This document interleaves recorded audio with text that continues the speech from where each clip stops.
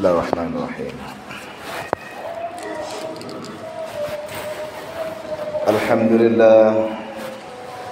Alhamdulillahi rabbil alamin wa bihi nasta'inu ala umuri dunya waddin. Wassalatu wassalamu ala asyrafil anbiya wal mursalin nabiyyina Muhammadin sallallahu alaihi wasallam wa ala alihi wa ashabihi wat tabi'in wa man tabi'ahum bi ihsanin ila yaumiddin. Asyhadu an la ilaha illallah wahdahu la syarika lah al-malikul haqqul mubin wa asyhadu anna sayyidana wa maulana Muhammadan abduhu wa rasuluh sadiqul wa'dil amin. Allahumma salli ala sayyidina Muhammad wa ala alihi wa sahbihi ajma'in. Amma ba'du, fa ya ayyuhal hadiruna rahimakumullah, ittaqullaha haqqa tuqatih wa la tamutunna illa wa antum muslimun. Faqala Allah ta'ala, wa ma khalaqtul jinna wal insa illa liya'budun. Ma'asyiral muslimin, hadirin kaum muslimin jamaah salat Jumat rahimakumullah. Pada kesempatan yang penuh khidmat ini, di majelis yang insyaallah penuh dengan limpahan barokah ini, kami mengajak kepada kaum muslimin sekalian rahimakumullah, wabil khusus kepada diri saya pribadi al-fakir ilallah, marilah kita senantiasa meningkatkan kualitas ketakwaan kita kepada Allah Subhanahu wa taala dimanapun dan kapanpun kita berada. Marilah kita laksanakan perintah-perintah Allah, kita jauhi segala larangan-larangannya. Mudah-mudahan kita semua senantiasa mendapatkan rahmat serta ridha dari Allah Subhanahu wa taala. Hadirin rahimakumullah, dalam setiap tarikan nafas kita sudah menjadi keniscayaan bagi kita untuk selalu menyadari bahawa semua nikmat yang diterima dalam hidup ini merupakan anugerah dari Allah Subhanahu wa taala. Dengan kesadaran ini, maka rasa syukur akan terus terpatri dalam diri, sehingga fasilitas-fasilitas nikmat dan rezeki ini akan bisa digunakan untuk mendukung kelancaran misi utama diciptakannya kita ke dunia ini. Lalu apa misi utama kita berada di dunia ini?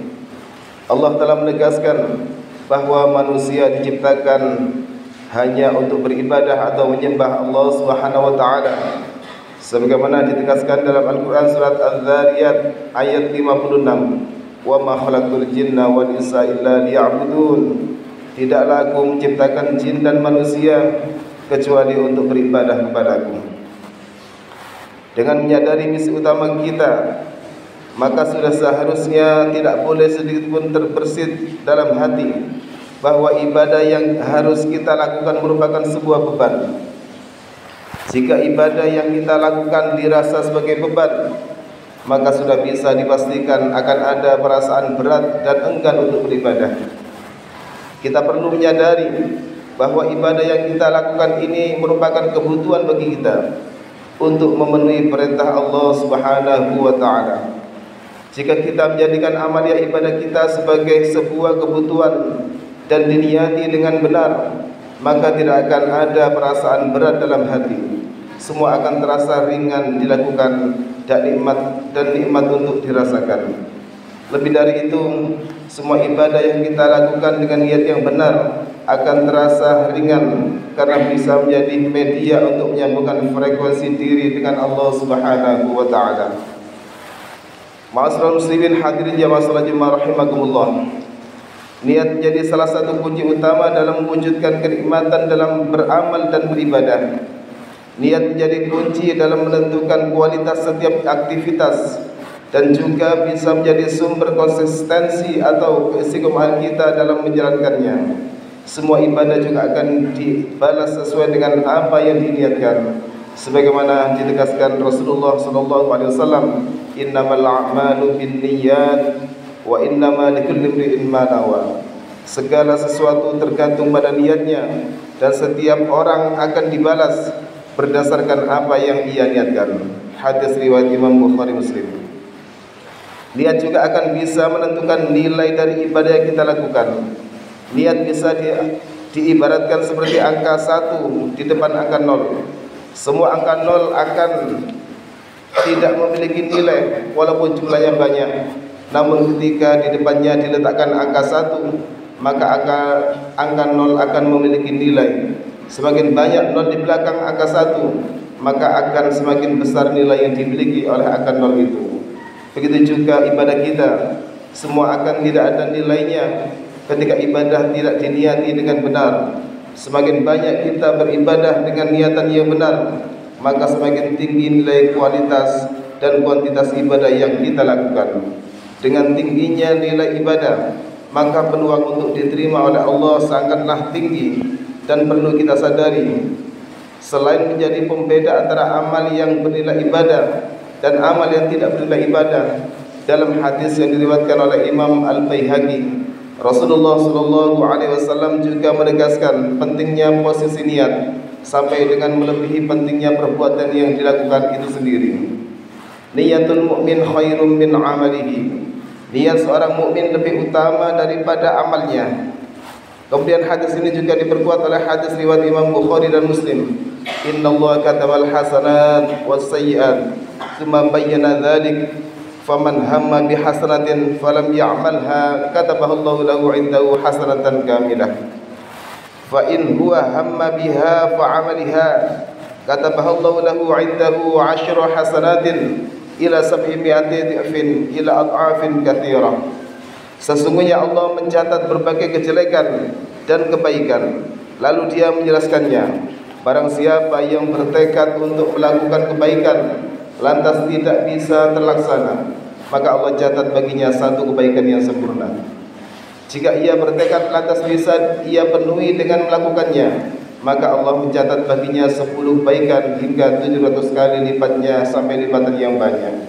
Oleh karena itu, hadirin rahimakumullah, mari kita kuatkan tekad kita kembali untuk senantiasa menata niat dengan baik dalam menjalankan segala aktivitas kita di dunia. Banyak amal perbuatan yang tergolong amal keduniaan, tapi karena didasari niat yang baik, maka tergolong menjadi amal akhirat. Dan sebaliknya, banyak amal perbuatan tergolong amal akhirat, tapi ternyata menjadi amal dunia karena didasari niat yang buruk. Semoga kita diberikan kekuatan oleh Allah Subhanahu wa taala untuk dapat senantiasa memiliki niat baik, khususnya dalam menjalankan ibadah yang menjadi misi dan tugas utama kita hidup di dunia ini. Amin amin Allahumma amin. Barakallahu li wa lakum fil Qur'anil azim wa nafa'ani wa iyyakum bima fihi minal ayati wa dzikril hakim. Aqulu qawli hadza fastaghfirullahal azim innahu wal ghafurur rahim. Allahumma salli wa sallim ala sayyidina wa maulana Muhammad wa ala ali sayyidina Muhammad. Allahumma salli.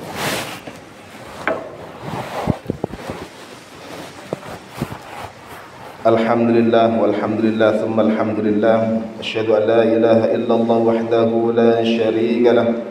Wa asyhadu anna sayyidana Muhammadan abduhu wa rasuluh alladzi la nabiyya ba'dah. Allahumma salli wa sallim ala nabiyyina Muhammadin wa ala alihi wa ashabihi wa man tabi'ahum bi ihsanin ila yaumil qiyamah. Amma ba'du, fa ya ayyuhan nas, usikum wa nafsi bi taqwallah faqad fazal muttaqun. Faqala Allah Ta'ala, innallaha wa malaikatahu yusalluna 'alan nabi ya ayyuhalladzina amanu sallu 'alaihi wa sallimu taslima. Allahumma salli 'ala sayyidina Muhammad wa 'ala ali sayyidina Muhammad. Allahumma ighfir lil mu'minina wal mu'minat wal muslimina wal muslimat al ahya'i minhum wal amwat. Allahumma dafa' 'anna al bala' wal waba' waz zalazil wal mihan wa su'al fitan wal mihan ma dhahara minha wa ma batan 'an baladina Indonesia khassah wa sa'iril buldanil muslimina 'ammah ya rabbal alamin. ربنا آتنا في الدنيا حسنة وفي الآخرة حسنة وقنا عذاب النار. عباد الله إن الله يأمر بالعدل والإحسان وإيتاء ذي القربى وينهى عن الفحشاء والمنكر والبغي يعظكم لعلكم تذكرون فاذكروا الله العظيم يذكركم ولذكر الله أكبر. أقيموا الصلاة. الله أكبر الله أكبر أشهد أن لا إله إلا الله أشهد أن محمدا رسول الله.